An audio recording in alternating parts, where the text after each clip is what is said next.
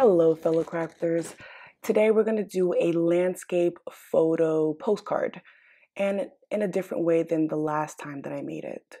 So we're going to start off with a 5x7, but I'm taking two card stocks and I'm going to cut them together so that I know that they are the right size, and that will take away from extra work that we would have to do later on.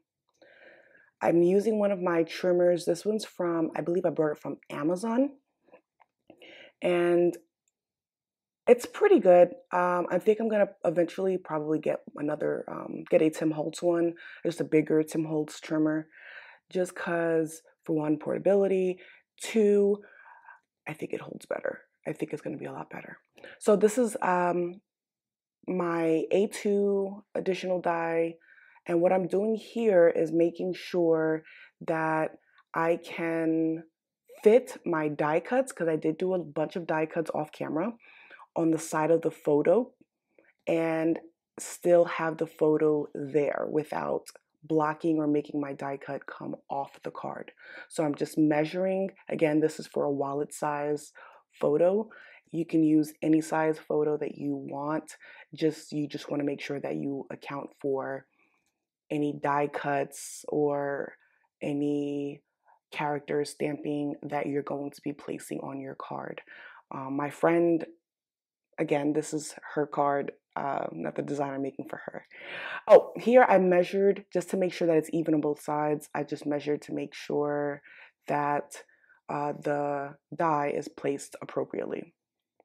I'm gonna die cut that out, and I am going to then place it on top of my other card stock that we cut together.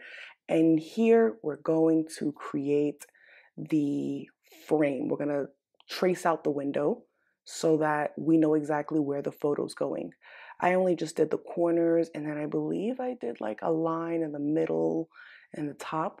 And that just kind of helps me to know, for one, where we're going to put the adhesive, right? And two, where the photo stops at. And also, again, I'm making this because I'm not going to have her photo with me. And so she's going to have to place the photo in herself.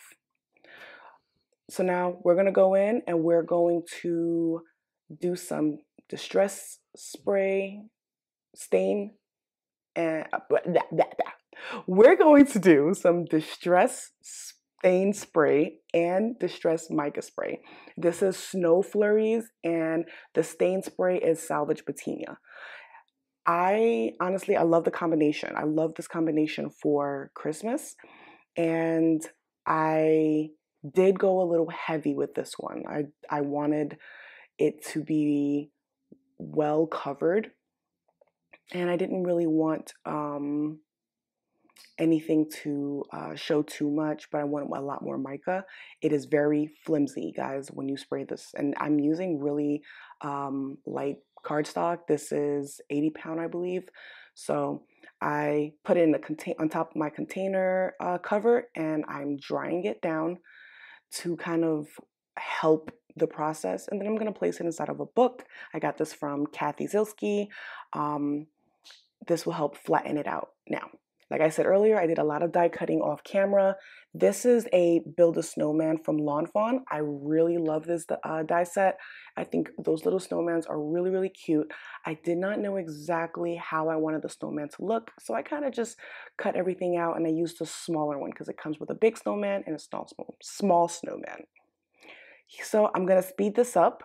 I did put the color that I'm using and on the corner of the video so that you're aware if you want to try this color combination. And for the mittens, I did end up eventually doing like little stubbles to kind of give it a furry kind of a look. Then I put, for the scarf, I wanted to make it stripes, right? Like a striped scarf. And I wanted it to match my mittens because, you know, scarves, mittens, they come together. So it's got to match. So I'm just putting little stripes there on the part that goes around his neck, and then the part that's gonna hang down. And you know, now that I'm thinking about it, I wonder if I could have made it where the scarf, that part that I'm coloring now, instead of having it hang down, maybe hang out, kind of like a wind blowing. That's an idea. We could revisit that. Definitely revisit that and try that later on. So I am gonna color all these die pieces, and eventually I also use, oh, on my scarf. On my scarf, you will see that I used I think it's acrylic paint marker. And when I start using it, I'll definitely bring it up. My daughter bought me these markers. I don't know where she got them from, but I know she's always trying to buy me her little craft things that I can use in my craft room. Cause my babies, they're crafty babies, and even though she would hate for me to call her a baby right now, she's 12 years old. She's still my baby. She's always going to be my baby. Kids just don't understand that. So here, this is the acrylic paint marker. I have no clue where she got it from, but man, let me tell you guys, if your lines weren't straight, you can use these markers in anywhere that you're using white at, and it will cover it. I mean, it sincerely makes any boo-boo that we may have made and covers it up beautifully. I definitely need to find more use of this marker. And I need to find out where she got the marker, because I think I would like it in different colors, because it may be good to maybe do on black cardstock and do design. Those of you who may be good with like writing, you can write with those acrylic paint markers. So I definitely want to figure out where she got those from, so that one, I could link it. If I don't link it, it's because maybe she did not tell me where she got it from. But I um I do love how this die cut kind of came together. I had to figure out first where everything went, because I don't normally do die cut piecings. I have been doing it ever since I started my YouTube channel to, add some variations to what I normally do. And honestly, I love it. It's fun. It takes a lot of patience. Okay, it takes a lot of patience, because sometimes they give you an image, like some of the Sizzix will show you an image of how it should look like. So then you have a good idea. Oh, here I'm adding gray around the neck and the bottom just to add some shadow, because that is exactly where his scarf's going to be. And, he's going to be on ground, right? So you're going to have that shadow on the bottom. But yes, I definitely want to get into die cutting and piecing die cuttings, because they're fun. It's like a puzzle, kind of, and you get to create your own image. Like if I wanted to, I could make the snowman salute. And I mean, where do you get a card like that, right? And so I guess that's the beauty of the die cut piecing, is that you can make it however you want it to be. It can Oh, excuse me. It can be a snowman. It can be a snow woman. You can, the possibilities are endless, right? It's endless. You can do what you want with it and create a design of your own. And if you want, you can mix up other products, put it together, and give it a whole nother look. I mean, where can you go wrong with that, right? Like that's awesome. Like we are in control of our design. We are in control of what we place on our card. That's beautiful. Very, very, not many things that we have control over, guys, right? Like there's a lot of things that, our kids control us, our husband, our spouses, our jobs. Like we have a lot of control when it comes to our cards and our designs, and that's the beauty of card making. That is the beauty of crafting, is this is the thing we control. This is how we make it. It's like Subways. You can have it your way. Right? So I'm just placing it all together. I kind of wanted the snowman to be happy and cheery, like, hey, welcome, Happy New Year's or Merry Christmas. or Merry Christmas and Happy New Year's. So, ooh, that's not a bad idea. I might try this again one day and maybe use like a glittery hat for New Year's because it's still winter, New Year's in January. It's right after Christmas. And it's we can make it, why not have a snowman for New Year's, right? So I was checking to see if I wanted the snowman to have, I didn't glue it on. I just wanted to see if I wanted it to have the mittens. I was not too fond of it. It just wasn't for me. I'm not sure if it was the fact that it was mittens or maybe the fact that I had already put hands. I don't really know, but it definitely was not what I was going for. Not for a Christmas card photo, maybe for like a regular card that did not have a photo, I can put the mittens, but not for a card photo. So replacing the nose on there, cute little nose. When I placed this nose on there, I thought about Olaf. I'm telling you. And here I have a tool. It's like a flathead at the end of it. And what I did is I added a little indents for the carrots so you can see like the carrots that has like ridges, and I kind of just placed those ridges on there. And then we're gonna put on his beautiful little earmuffs, and look at our cute little snowman. Isn't he adorable? Now I'm gonna use my Copic multi-liner to create our buttons on our snowman, because we always gotta have buttons on the snowman, right? So I just made 3 buttons on the snowman, and I don't know, now that I'm looking at it, I don't know if I should have made the buttons bigger or if it looks okay. You guys got to let me know in the comment. Do you think that I should have made the buttons bigger size or if the small buttons were just fine? So here we're pulling out once again our snowflake embossing folder from Gina. This is 5x7 embossing folder. I love this embossing folder, especially for Christmas cards. I love it. I'm going to go ahead, place that inside my card panel inside of the embossing folder, run it through my die cutting machine. I have the Sizzix Big Shot. And then we're going to use my Island Blue because I love this combination with this color and the mica and the sprays and everything. I just love it all. And so the Island Blue, it's from Simon Says Stamp. That's their dye ink brands.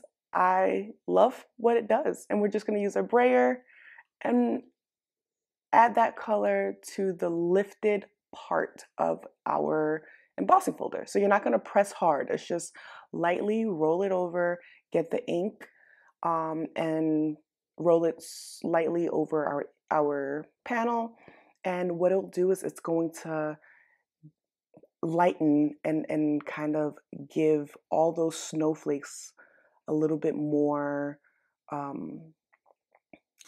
do you say it? I guess like it just makes the snowflakes pop out a lot more, right? It makes it show a lot more, it makes more 3D.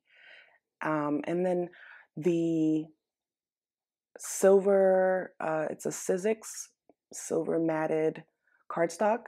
We're gonna again cut a border out of it with 2 dies. So you're gonna take 2 different dies from any layering die that you may have. This is my waffle flower A2 layer dies, and I'm creating that border. So I used the die that I made the window with, and then I used a bigger one and lined it up equally and cut it up.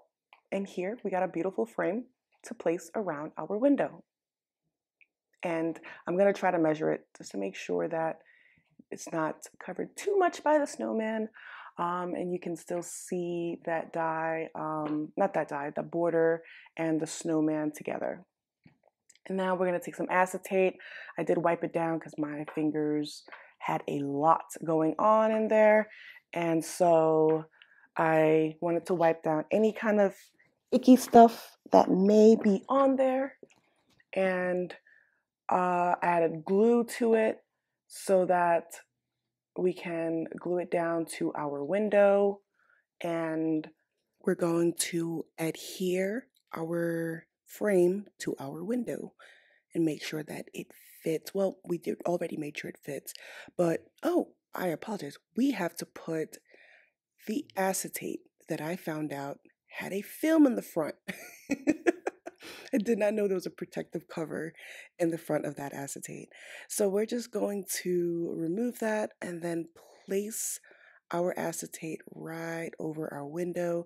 And we're going to apply glue again and then place that over our window on our card panel. And don't push too hard, don't put too much glue because you don't want it to seep out in your window. And you might want to put something on top so that it can dry because it is an embossed, we did use an embossing folder and you got to get through those ridges, right? So you might want to put something on top, which I did, an acrylic block. And then I'm using this is another Gina K stamp. I want to say it's called Holiday Writings or Festive, something like that. And I decided I wanted to heat emboss it. So I used my Versamark watermark ink pad and of course my anti-static powder tool. That was the first thing I used. And then I'm going to put on acrylic block. I'm speaking backwards here. I use my anti-static tool. I place my stamp on acrylic block. I use my Versamark watermark ink and stamp it down to a scrap paper that I had around. And then we're going to use Gina's, I believe it's silver, fine detail silver. And I'm going to attempt to get this inside of the jar without getting it all over the place. And of course my hand, because I always get it on my hand. I don't know, embossing powders love my fingers. And then we're gonna heat emboss it. I like to let it heat up first and then I'll bring it to my card. So, and then I like to bring it from the back because in the back it helps to heat all that embossing powder on the bottom and then we get the rest of the embossing powder on top. I love Gina's K embossing powders. I'm definitely gonna go order some more. I love how very smooth they melt and they're gorgeous. So I want to go get more colors and see what different colors she may have. Um, and I haven't used gold in quite some time. I don't know why, but I know I have Brutus Monroe gilded in gold. Anyways, so we're gonna die and cut it. We're gonna die cut it, and then we're gonna place it on our card panel. Now, I wanted to put it right on top in the middle, but you can place it wherever your heart desires or for whatever fits your design. Here I'm just putting everything down so I can see how it looks like and make sure that my sentiment is placed at the right area. Now I put in my sun picture so that I can, I don't know, look at something really, really cute while I'm finishing this card. I'm applying foam tape behind my sentiment so that I can pop it up a little bit. I definitely recommend that if you're going to use foam tape, you're going to want to put glue behind that foam tape as well because we are using mica powder and we're using distress stain spray and we use the embossing folder, right? So there's a lot of factors that's against that adhesive. And you want to make sure that it is well, it's well, how do you say it? It's well glued down, I guess you could say. Um, so definitely add glue to the back of it. Again, this is me making a prototype for my friend. So I kind of just put the foam tape and then later on I ended up adding glue off camera. And then as for my beautiful and cute little snowman, just so cute and happy. I love how cute that snowman came out. I'm just gonna apply glue. I don't want it to be popped up because it's already going to overlap into the window. The hand is going to be over the window. So I don't want it to be popped up. And I also don't want any issues with shipping. So I'm just going to add some glue and then place it where the hand is not sticking outside the card, and then the other hand is coming inside the card. And I'm adding a little bit more glue in the hand because I noticed how much is going to be over that window. So I added a little bit more glue, and then I'm going to go ahead and adhere that together and try to put a little bit of pressure so that I know it is stuck on there well. Now, though we had cut this the same size, we did emboss the card panel, which means it did kind of lose inches, right? So I just lined it back up again and then took a pencil and drew a line where I needed to cut. I used those lines to line up on both sides of my trimmer and then chop chop. And that for most part that was the easiest adjustment I've ever had to do on a card. So now we're going to bring that panel and we're going to score it at a quarter. Is it a quarter? Yeah, we're going to score it at a 1/4 inch. And that's so that when they receive it, they will be able to open it up, place the photo, and then close it right back up again and not have to worry about having to send that image to me. Um, Again, this is for my friend, so I know that she's not going to send me her image. She's going to be placing it on there herself. So I'm kind of creating it in a way that if we brought a card, from a store and you can place your own image in, how would they send it, right? So I figured, okay, maybe they'll already have all of the adhesive on there, and then they will tell us where to put the image. And then we just got to close it up and it's permanently closed. So that's what I came up with. So when you're placing your adhesive tape on the top, I recommend that you do not get it on the crease where we scored, because you don't want that part to be stuck, right?